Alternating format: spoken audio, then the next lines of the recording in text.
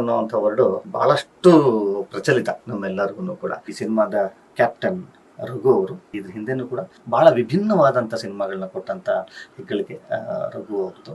ನಿರ್ದೇಶಕರು ನನಗೆ ಒಂದಿಷ್ಟು ಚಿಕ್ಕದಾಗಿ ಒಂದು ಲೈನನ್ನ ಹೇಳಿದಾಗ ನನಗೆ ಅನ್ಕೊಂಡಿತ್ತು ಹಾಸ್ಯಭರಿತವಾದಂಥ ಚಿತ್ರ, ಅದ್ರ ಜೊತೆಯಲ್ಲಿ ಒಂದು ಚಿಕ್ಕ ಮೆಸೇಜನ್ನ ಅಳವಡಿಸ್ಕೊಂಡು ಮಾಡಿರುವಂಥದ್ದು. ಈ ಸಿನಿಮಾದ ಪ್ರೊಡಕ್ಷನಿನ ಜವಾಬ್ದಾರಿಯನ್ನ ಶಶಿಧರ್ ಅವರು ಈ ಸಿನಿಮಾದ ನಿರ್ಮಾಪಕರಾಗಿರ್ತಾರೆ. ಸೊ ಈ ಥರದೊಂದು ಟೀಮಿನ ಜೊತೆಯಲ್ಲಿ ನಿಲ್ಬೇಕು ಅನ್ನುವಂಥ ಅವರ ಆಶಯ ಮತ್ತೆ ಅವರ ಅಭಿರುಚಿ ಇದೆರಡನ್ನೂ ಕೂಡ ನನಗೆ ತುಂಬಾನೇ ಖುಷಿ ಕೊಟ್ಟಂಥದ್ದು.